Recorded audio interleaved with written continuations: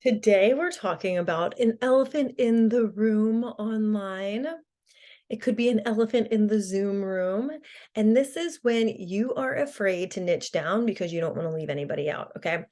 When you don't know who you are calling in, let's just say that, right? Like imagine you are like the witchcraft sorcerer of your online service business and you are crafting this magic offer, and obviously, a magical offer is going to be for a specific type of person, right?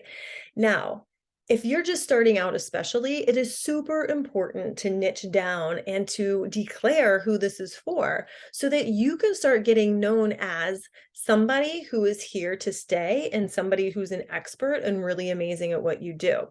So, when you think about like the average attention span of somebody on social media, scrolling, it is so important to get somebody's attention. And how do you like if you are in a crowd of people and you see somebody and you just yell out, hey, like, are they going to know that it's them that you're talking to, or are they just going to ignore you? And you know what I mean? Like, not even pay attention.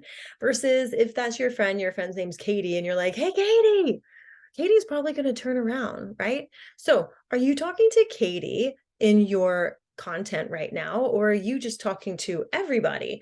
Because if you want Katie to turn around and Katie's the exact person that has the problem that your offer solves, then she's not going to know that you're talking to her. Okay.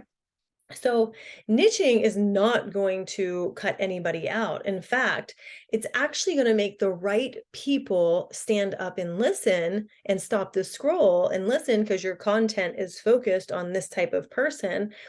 And let's face it, if somebody who's standing around Katie, whose name wasn't Katie, but has the same problem that your offer solves, and if you can help them too, and they happen to reach out with you, you're not going to turn them around just because their name isn't Katie, right? Like, you've got to understand that if you cast a wide net, like, it's not really going to get you that specific person in a great volume because people don't know that you're talking to them. All right. So don't be afraid to niche down. It's, in fact, especially if you're new, think about all the generalists that are out there. Like, a generalist who's out there is just like every other fish in the sea. But if you want that special fish that's here to work with just you, who's perfect for your program, who you would absolutely love working with and is completely special and finds you to be special too, then you want to make sure you call that fish by name. Okay.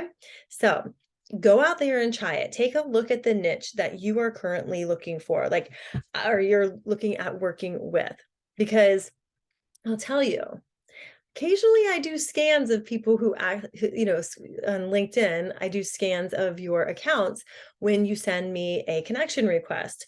And if I don't know who you're serving, and if it looks like you're serving multiple different types of people, then how is your ideal client ever going to know that you're talking to them either, right? Like, and if somebody's confused, then confusion is not going to lead to a purchase. All right. Confused people don't buy, they just move on, and they move on to the person who's more clear about who they help, how they help them, and what they're here to do in this world. So I challenge you to go take a look at your profile and go take a look at your content and your marketing and all the things around like how you're selling your offer currently, and ask yourself, is this clear?